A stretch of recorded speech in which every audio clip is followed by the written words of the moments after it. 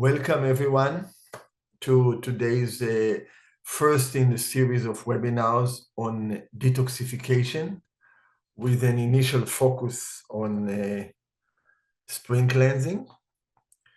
And for those who are joining, if you have questions that you want us to see, please put them in the Q&A so that I can look at them if we have time today. And my wonderful team will collect them and then we will integrate them into the next sessions. So I always love to talk about detox. It is such a fundamental topic. And this year I'm going to do a series on this topic. So people who miss today can get the recording and join later on. And so before we start, I want us to connect with our heart. Just sit straight. Feel the connection between your sitting bones and your chair, or if you are on a pillow. And just let yourself settle into your seat. Feel that your diaphragm is relaxing and going down, allowing the air to penetrate deeper. And from this perspective, in the spirit of detox, when you inhale, you bring white light to the top of your head that washes all your body. And when you exhale, anything that you want to detoxify on all levels comes out with your breath as black, gray color like smoke. Inhaling white light and exhaling, letting go. Clearing any holding, any contraction, any illnesses, any concepts. One more time.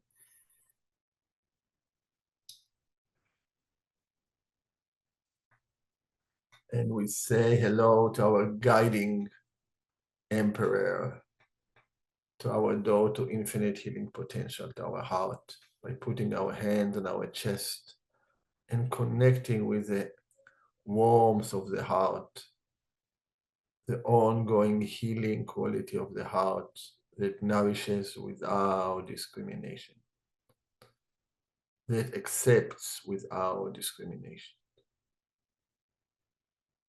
And just feel this warmth melting, any holding, any contraction. And while you connect with your heart, you make this the place that you are listening from, the place that you're comprehending from, and the place that you function from, at least in this session. This is the essence of open heart medicine.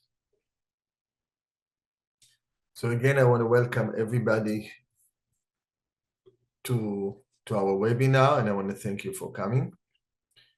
And I'm going to start with a broad overview with some principles that are known and some principles that are less recognized, to give you a big box of tools to understand the profundity of detox, the essentiality of detox, and how we can use it. So the concept of detox, and there are so many books that have been written about detox, the concept of detox is really sometimes misunderstood. We spend most of our life detoxifying. Our exhalation, letting go of air with higher levels of carbon dioxide, with letting go of other molecules that are volatile and we want to release, is twice as long as our inhalation. So we detoxify for a longer period of time than we inhale and nourish. We take an exhalation and let go and detoxify when we come to this world. And we take an exhalation and let go when we leave this world. So detoxification, with the breath being the big coordinator, the big pivot, the big axis, is at the essence of our being. It defines who we are. Taking this in as a moment, we can look at what is being detoxified? We detoxify ourselves as a person, as a whole, as one big economy of different organs in supporting roles, in conflicting roles, in controlling roles, in nourishing roles.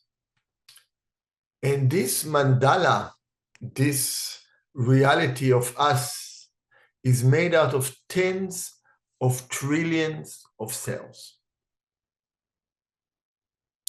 And while we detoxify the whole, every single cell goes through the same process while being aware that it's part of a bigger community. And when it's not aware of it, that's when we get in trouble. Autoimmune diseases, cancer, immune dysregulation, inflammatory dysregulation, that can be very devastating, sepsis being an example. So we can target accordingly our whole being as one, or we can target certain parts of our body, certain cells, certain areas. We have the choice to do it.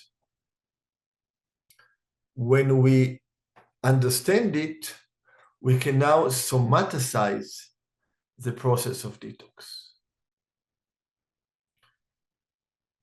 In this sense, our mind, our concentration, our ability to let go in the mind will affect the ability of the body to detoxify, right? It's well known when we are more relaxed, when we are happier, different neurotransmitters, cortisol goes down, insulin goes down, there is a more efficient metabolism, the sympathetic system calms down, there's a better circulation, there's better venous flow, the lymph system is working better, etc. So the mind, our state of mind, and the relationship of our mind to our reality affects the detoxification process. And the body will affect our mind. There's a saying in Hebrew, nefesh bריאה beguf בריא. A healthy spirit resides in a healthy body. So when we take care of our body, when our mitochondria are working better, when we are producing energy in a relaxed way without a lot of byproducts, we will naturally help our mind and we will be happier and more harmonized. And that's one of the outcomes of balanced detoxification and a balanced way of living. So the key point for us to really take in is that we want to embody these ideas in the level of feeling them, somaticizing them, see how it feels in our body. First in our body in general, oh, I feel good, I feel tired, and then we can go to a certain area. We can go to certain cells. We can go to certain organs. We do this by first becoming aware of the possibility and then building an understanding around it.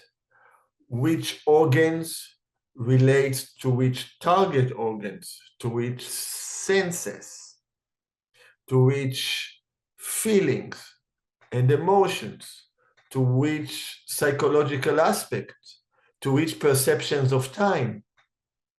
And then suddenly, how we think, how we feel, how we interact, how we process is affecting us as a person and is affecting our physiology. And it will allows us to have much more comprehensive, profound, and smoother detoxifications. So part of the process is building the understanding, and part of the process of detox is detoxifying our concept, our holdings, our belief systems, our rigidity. Breaking concepts is a key part of healing. This is why, for example, in Chinese medicine, People who are very tired and exhausted often will go to some acupuncturist and they will try to strengthen them or give them tonics. And it will help for 5 minutes and then the effect will go away.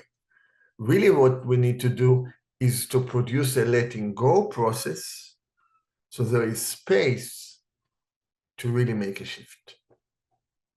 So we want us to connect with the sense on a general level and all the way to a cellular level.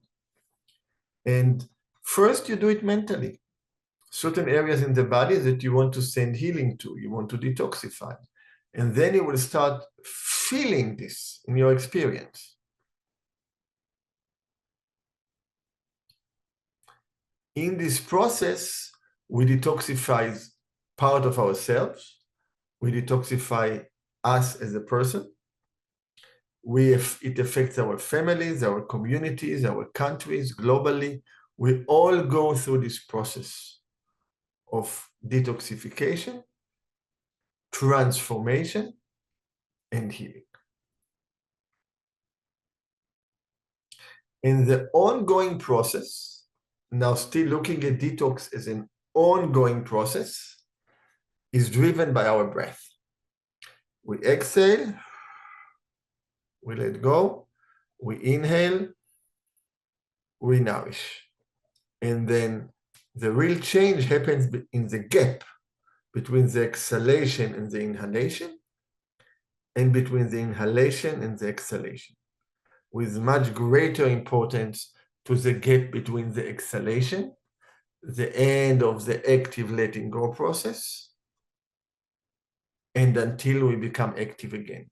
Our lungs naturally, if we paralyze all our lung muscles, our chest muscles, the lungs will collapse. They will exhale completely. So it's our natural letting go process. Now, we are not fighting gravity anymore. We don't fight pressures inside the chest cavity. We just let go. And in this profound let go, there is a gap, a place of quiet. And in this gap is a place for profound healing.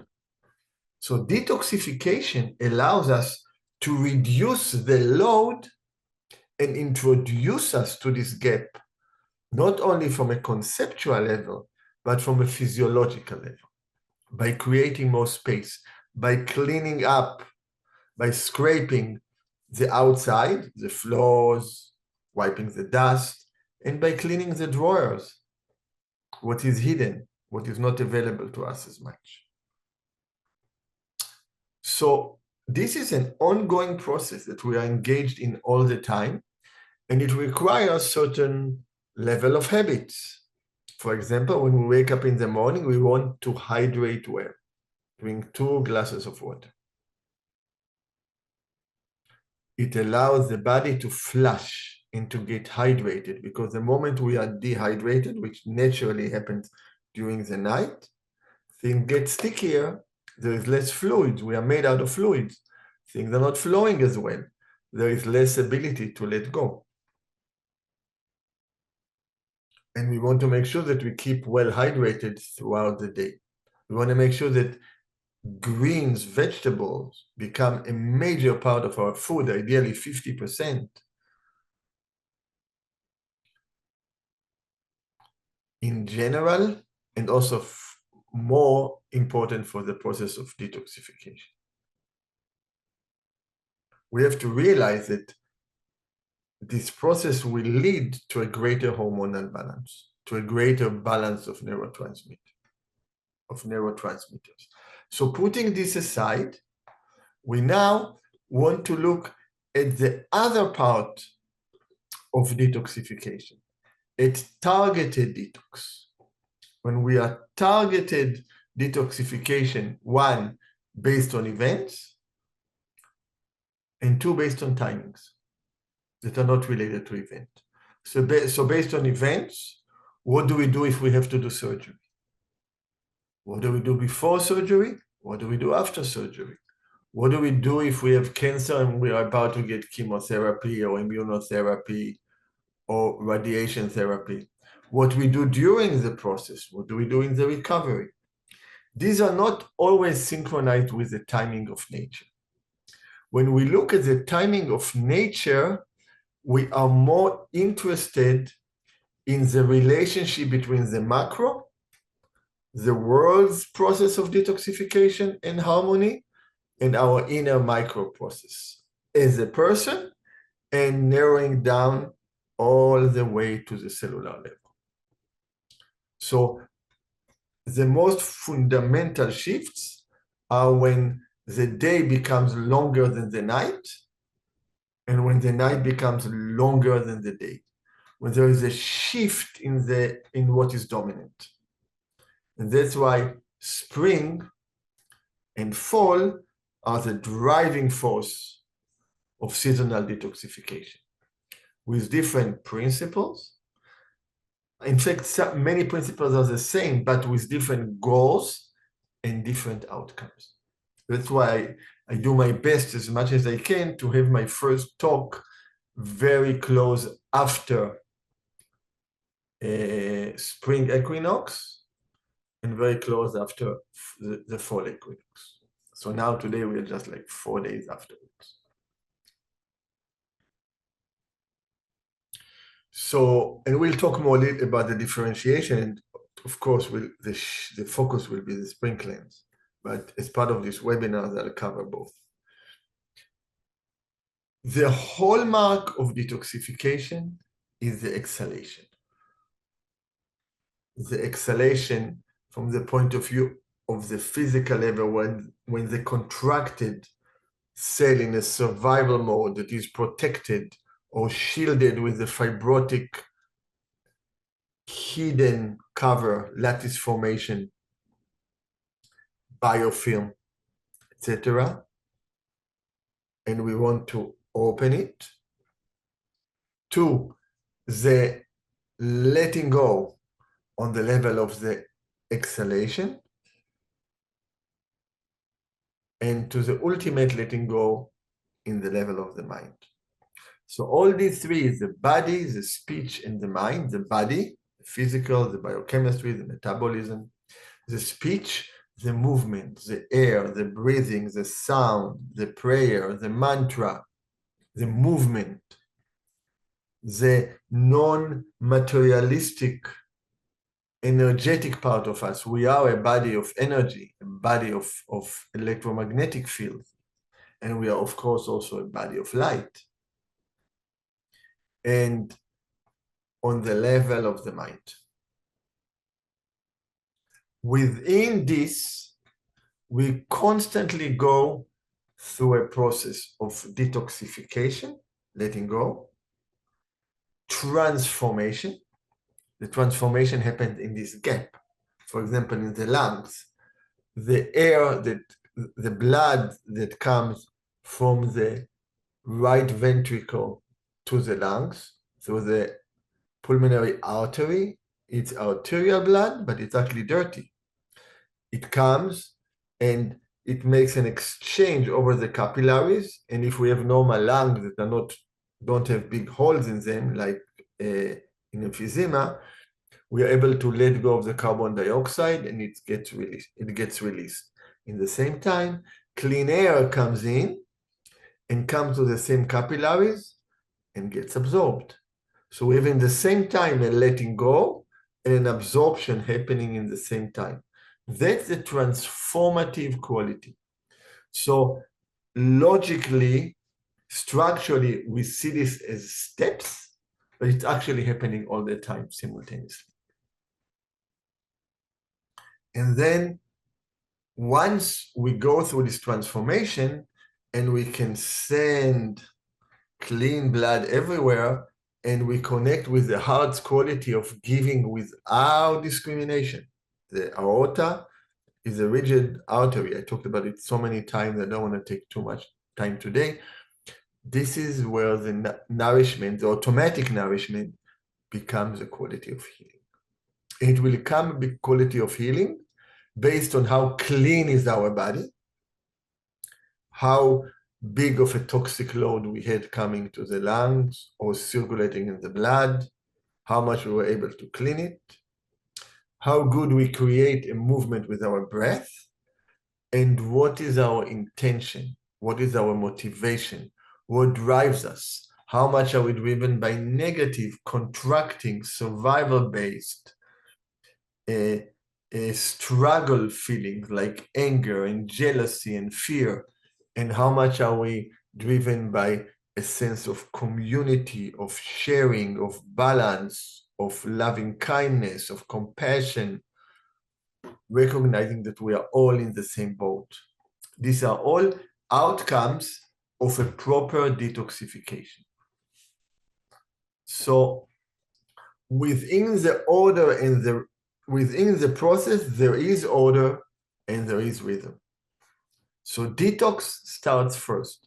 We need to create space in order to create a change.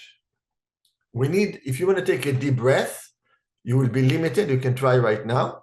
Inhale and exhale. And just breathe normally. And now exhale completely, all the way. And now inhale deep, but slow.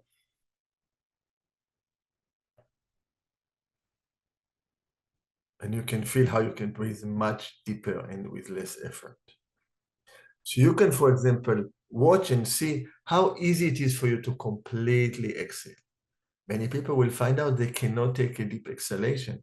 There is a holding, there is a contraction that can be related to certain physiological function, chronic inflammation, fears, traumas, not feeling safe. They all come together. And then how easy are you willing to really nourish yourself, to really allow yourself to nourish yourself? So you want to look at all of these as part of the detox process, because when they are not balanced, one gets side effects from detoxification. The more balanced they are, the more harmonious the detoxification process will be. So putting this aside for a second, I will just touch on the concept of detox, transformation, and healing, which relates a little bit to all the toxins coming back to the heart through the venous system, or to the heart through the thoracic duct that collects all the lymph system into the venous system. Okay, so all of them come back, end up in the right atrium. And then the transformative quality that we talked, and then the nourishment. And this is an ongoing process. And we want to make sure we are attentive to the detox, to the transformation, and to the nourishment, to the healing. And today, we're talking specifically about the detox part. We're emphasizing, while understanding that it's a part of a whole process. So let's look a little bit into the concept of detox and letting go. So we have to recognize that toxins are being produced constantly as byproducts of our metabolism. If we run and challenge ourselves and strain ourselves and get into oxidative stress, we're going to produce free radicals. And then our scavenger system, our detox system, our antioxidant system will counteract them. And that's part of the hormesis effect. That's part of exercising and pushing ourselves within the right limit to create more resilience, to create more ability to respond, to detoxify. So when we are in a moment of stress, it doesn't damage our body, but we can handle it, right? And that's very popular right now. It's well understood. So we have to recognize that we are producing toxins all the time. We talked about the detox process happening all the time, and we're going to talk specifically about what do we do to support the detoxification organs and how we work with them when we have a concerted effort to do a more intense detoxification. When we are not just dealing with letting go of what's produced on an ongoing basis, but we are going to change the ratios we are emptying our storage of toxins and letting go of them. So we can create a transformative effect. So going back to the psychology and the mind aspect of this, detoxification doesn't necessarily shift the production of toxins. For example, if we are very stressed and very upset, and it's affecting our liver function from a Chinese medicine point of view, it's affecting the sympathetic system, or we have certain genetic predisposition or certain toxins that are resulting in abnormal production of toxins, we will keep on cleaning them. But if we didn't change enough of the relationship so the ongoing function changes, we're not going to create a real change. So one of the important things to understand in this context about detoxification is that we can clear one part, but you sure want to make sure it doesn't go to another area that is much worse. Okay, let's give for example, you got mycotoxins or fat-soluble pesticides that are stored in a fatty tissue in your abdomen. You break it by doing a radical diet, but your elimination system is not good. And instead of being stored in a fatty tissue, it's now stored in your heart and in your brain. As mercury can be, for example, especially methylated mercury or mercury in the heart muscles. Okay, so now we shifted from a place where we were hiding it in a box where it was safe, and we moved it to a place where it has side effect, where it's much more damaging to our physiology and to our being.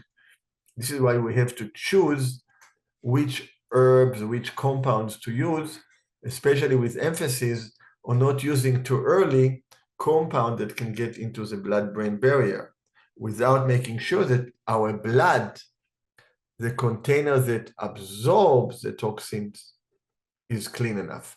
And that's the value of, for example, generalized therapeutic apheresis, beyond the XGAL3, the galectin-3 apheresis. When we clean with LDL apheresis, when we remove oxidized lipids and lipid-soluble toxins, we create a better container that we can, that the body, that the tissue can see, and the tissue will dump it into the blood.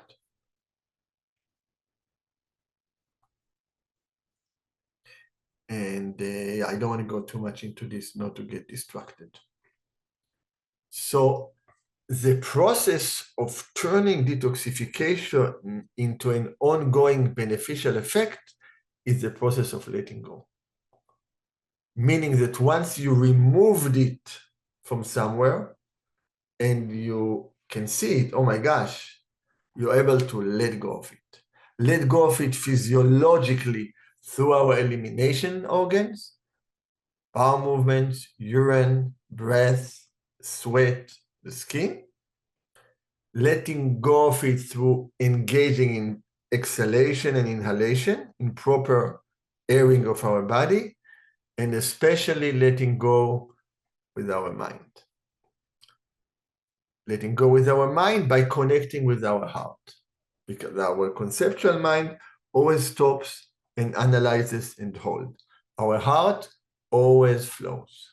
So when we connect with our heart's mind and we create this flow, that's where we move from detoxification to transformation. That's when we enter the door of infinite healing potential. And it's really something that is emphasized in the open heart medicine approach, and we practice it very intensely in the open heart medicine retreats in Hawaii, and in the one-day one, we get a taste of it. So within it, when we look at an event at a specific timing of when we want to do this process, and we talked about the two basic time points, the spring and the fall. In the fall, and I talked a lot about it in October, in the fall, we are moving into a shorter day. We are moving into a place of introversion. It's a process of letting go. So we can be regenerated during the winter and the spring. In the spring, we are detoxifying and lightening up, so we can be lighter, more active, more productive. Our energy can come more to the surface. We can do more. Our heart can express its happiness, its joy, its radiance during the summertime. So spring detox allows movement. And fall detox allows inner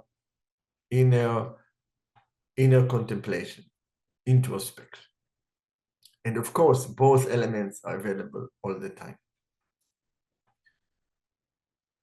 So in this sense, we now want to look a little bit into the detoxification process.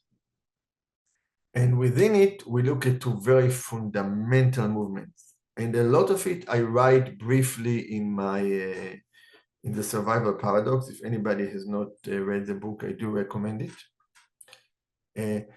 About the process of discharge and elimination. Discharge, we throw out what has been hidden in our tissues, in our cells, in our connective tissue, into the circulation. Now it's no longer stuck. Elimination is getting rid of it. So this discharge and elimination is very much in relationship to detox and letting go. We detoxify from the tissue and we completely let go. And the discharge is helped by the phase 1 detoxification in the liver, and the elimination is helped by phase 2 and by the target elimination organs. And the goal is to prevent recycling of the toxins, so they don't go back to different organs. In my book, I touch the organs. We'll touch them later on in one of the future sessions. Today is an overview with a lot of substance. I apologize, but it's still an overview. So when we go through the process of detox, there is a certain process that we have to follow to make the detoxification successful. I want to share with you. So we are talking, as we discussed, about detoxification, transformation, and healing. Right? It's a multi-system, holistic understanding and practical applications. So the process of detoxification includes the preparatory phase. This is more for a targeted detox. Exposure. How can we expose the toxic areas? Often they will be covered, they will be hidden. There is not good oxygen coming to them because they are inflamed or because they are fibrotic, because there are adhesions in the area. How can we bind the toxins? How can we discharge, get rid of them into the circulation, and how we can truly eliminate them? And this really requires balance, right? If we have too much discharge and no elimination, we get what is called the healing crisis, which it's basically, in my vocabulary, imbalanced healing detox process. It's really, so we got to make sure that we are eliminating faster than we are discharging. That's again the beauty of therapeutic apheresis. We are eliminating from the blood, and then the organs have room to discharge without side effects, right? People have side effects, we'll say, in therapeutic apheresis. When they come to Amitabha clinic, they don't get the usual side effects. Suddenly they tolerate treatments they never tolerate. And then support and balance. So this elimination, discharge elimination, is key, because we need to be aware of these processes and we need to truly eliminate them. And as I talk to you, I can think about so many places where this is relevant. So if we look at the process just as an example from the digestive point of view, don't think this is not like the whole thing. The preparation is we want to make our body, our being, more friendly to the process. We want to reduce inflammation, which equates to better oxygenation, less toxins present. We want to reduce the fibrosis, the adhesion, the stuckness, so we can expose the toxins. We want to define what we want to detoxify, which heavy metals, which mycotoxins, which events in life, which traumas. Anything goes. And we have to create the time and space to detoxify. If we try to do a detox in the midst of a very busy schedule, we are just going to create more congestion. And then we want to expose. We want to expose by addressing biofilm with different binders, right? And modified citrospectin is the leading one because it really covers multiple elements here. We want to enhance the ability of the immune system to function normally and to have good surveillance, right? So the immune system is not functioning properly, we'll have a reaction, a reactive approach, right? That's really what galectin-3 drives. That's the survival paradox. That's what kills people with sepsis. It's not the infection, it's the response to the infection. And then, so we want to prevent toxin absorption in the GI tract. We want to bind the toxin in the circulation and the tissue. Then we want to coordinate phase 1 and 2 of the liver detoxification. We'll see it in a moment, and promote elimination, urine, feces, skin, breath. And we have to support our body in the process. Energy production. Often people detoxify, they feel clean and wiped out. No, we want to support them with the proper dietary adjustments, with good hydration, with botanicals. We want to support GI integrity and microbiome. Very important, you know. So probiotic, prebiotic, fulvic acid, digestive enzymes if you need. And you want to protect the organs of elimination. When we do this properly, we will not get the classical side effects. And you know, there are, of course, different binders that we can use. You know, there's nothing specific, and it's okay to use a few of them. The advantage, so you can use regular pectin and alginate, which are excellent binders. And there are others, you know, there's a big selection. I know some people like to use charcoal. Should be used on a very limited basis. Now think about charcoal. Is it really something you want to eat? So for short term, it's okay. And you want to use modified citrospectin because it's on a completely different realm. So going back, we looked briefly at the stages of detoxification. We have to recognize that this process of preparation, exposure, binding, discharge and elimination, and balance happen on the level of the body, on the level of the physical level, on the level of what is called in Buddhism the speech, the breath, the movement, the energy flow, and on the level of the mind. So I want to just introduce these concepts, and in the following sessions, we can go deeper into them and experience them. The more we utilize all of them, the more we're able to move up the ladder to the mind level, the less we have to do in order to shift our health. And I know it from my own repeated experiences when I go on retreats. And I even know it right here now when I'm so busy with the light therapeutics, but I'm in Hawaii and I get to do my lemon olive oil drink every day, and I get to go and meditate every day. And I can see how health problems of multiple years are just falling away. And so there is real power to this. It really works. So when we look at the body, we want to understand the liver detox pathways. We want to support the liver detox pathway. And When we look at the speech, we want to focus on breath. We want to focus on movement, on harmonized movement. You know, extreme exercises are not very good for detoxifications. You want to have an harmonious effect that allows the tissue to open up, not to contract, to get oxygen to the tissue and to let go. And then we want to be aware more and more of the gap between the exhalation and the inhalation, the letting go movement. So if we look at the liver detoxification, this is a very basic phase 1 and phase 2. So phase 1, we are activating the different toxins by oxidation, reduction, hydrolysis, hydration, and and all the other processes. And we need multiple factors for this. We pretty much need them for both, it's almost the same list, okay? And we need it in order to package them properly and shift them into what is called an intermediary metabolites. Now, these metabolites are nasty.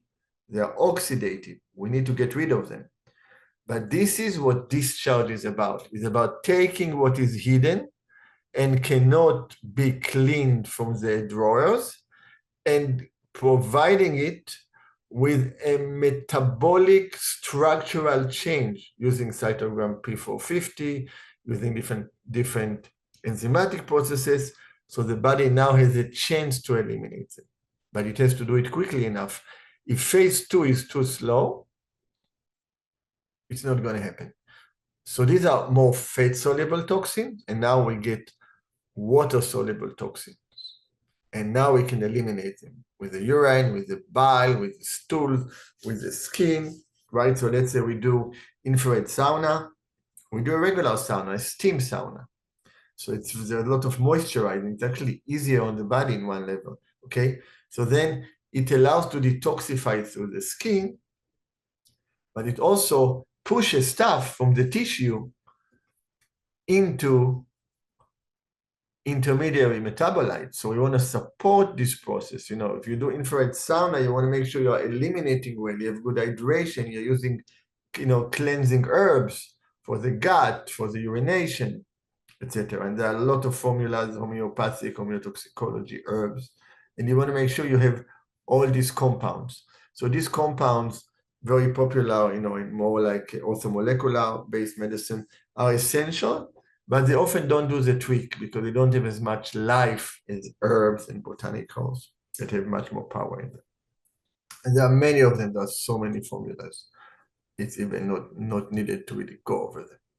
So looking again at this process, that's in the level of the body. And then we talked about the level of the breath. You utilize the breath to let go. When we are stuck, if we exhale, and we feel the gap, and then we inhale, and we hold the breath a little bit. So in the gap between the inhalation and exhalation, air, nourishment can come into the cell. And when we exhale, and then we hold, we are allowing a deeper letting go, a deeper detoxification. And then the process ideally will include the mind. And the idea when it includes the mind is that it allows all the levels of physical, chemical, breath movement, and mind to function. So the deeper, the more profound our letting go, the more challenging it becomes. So part of the elimination, right? We talked about discharge and elimination. Part of the elimination is what do we do with what comes up, right? So physiologically, it's very important. If we are stuck and our gut is not working, our bladder is not working well, our kidney is not filtering well, our skin is blocked, okay? Then of course we're going to get an aggravation. So look at, for example, at MCH and multiple chemical sensitivities, okay? Or, and then if you really look, or muscle activation, this is a system that decided in advance that it's stuck. It's anticipating to have a side effect. The process of letting go is not there. And the smallest discharge will create a crisis. So key for healing for this group of people is to change the mind's view on our reality and on our ability to tolerate something that we didn't tolerate a moment earlier. Very, very important. So within this context, we want to take a quick look at what happens on the level of the mind. So the unconscious or the subconscious, what we are suppressing in a box, and our deep insights that are beyond our conceptual consciousness, they are buried, just like toxins are buried. Toxins are buried. Past experiences and traumas are buried. But if the trauma is very strong, it can be triggered easily. And genius ideas are buried. And what we do, we are caught in the stickiness of the crazy speed that we function. Thought after thought, touching thought, right? You listen to me and suddenly you say, oh my God, this relates to something I did, and this and that, and suddenly you're not here, you're not with me, you're somewhere else. You're physically watching the screen, but your mind is in another place. And we even don't recognize that there is a chance for a gap between this. So from a point of view of detox, the discharge happens when we slow down. So remember what was one of my guidelines for you? We need to create time and space for detoxification. We create time by slowing down. When we slow down, there is a gap between the thoughts. That's the space, the non-conceptual space. And in this non-conceptual space, emotions, traumas, difficulties come up, memories comes up, and amazing insight and experiences comes up. If we have negative emotions and difficulties, for example, we don't want to meditate. It's hard for us. If we have amazing insight and we see light and we see deities and we see, if you're Christian, you see Jesus and you're totally blissed, you're sure you're enlightened. You're not. It's just a gap between your thought. It's called shamatha, calm abiding. First with support by focusing, and then without support. Once the experience goes away, you get caught in your thoughts. The real absolute freedom of the mind doesn't change if you have a thought or you don't have a thought. So basically, we have all of these things coming out. So I wanted to look at the insights, the memories, the emotion, the non-conceptual, like coming from a higher place coming up, very similar to what happened physiologically when the cell lets go. It goes to the venous system and it gets to the heart and the heart sees it. Oh my God. The world sees it through our breath. It's amazing. The elimination, this is really important. The elimination is based on our relationship with what we experience. It is not what you experience. You go and you listen to meditation, feel the divine energy, feel this flow. It's nice, it's very beneficial. But when you feel, how do you feel? Are you holding to the feeling? Are you pushing the feeling if it's not good? Are you accepting it? Are you trying to change it? Are you trying to get rid of it forcefully with effort? What is our relationship? That's meditation.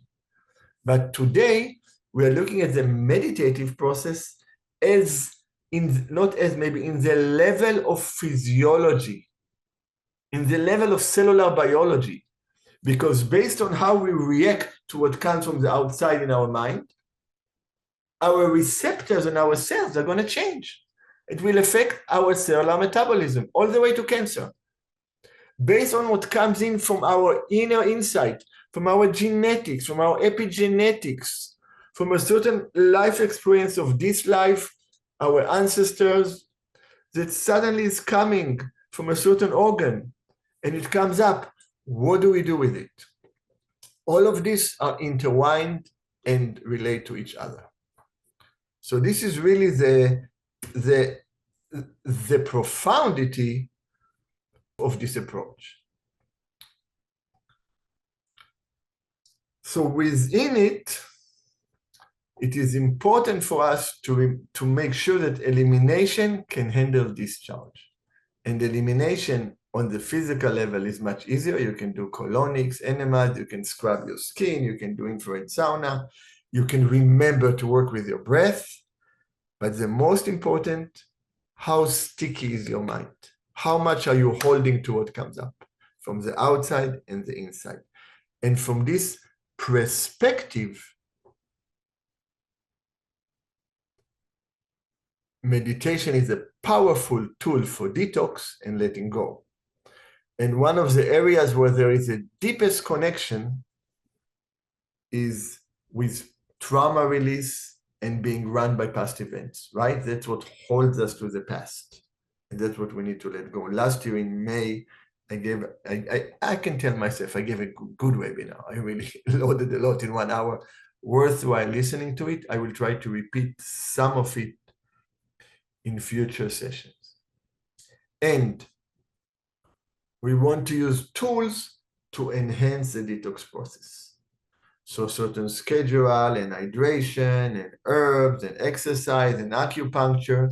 And sometimes people use letting go enhancers like psychedelic stuff. I've never experienced it. So I don't know, I just rely on meditation. But we have to remember, when we try such a thing, are we pushing more the discharge or are we pushing the elimination? If we're pushing the elimination, there can be a real transformation. If we are pushing the discharge, it may be too much and create side effects, and you see it on both ends. Within this context, the king of detox is the liver.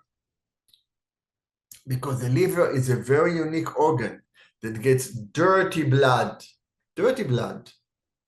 not clean blood, from the portal system, from the digestive system, from our gut, especially the lower part of the gut, like a reminder, and then it packages it so we can get rid of it, right? Phase 1 and 2 detoxification.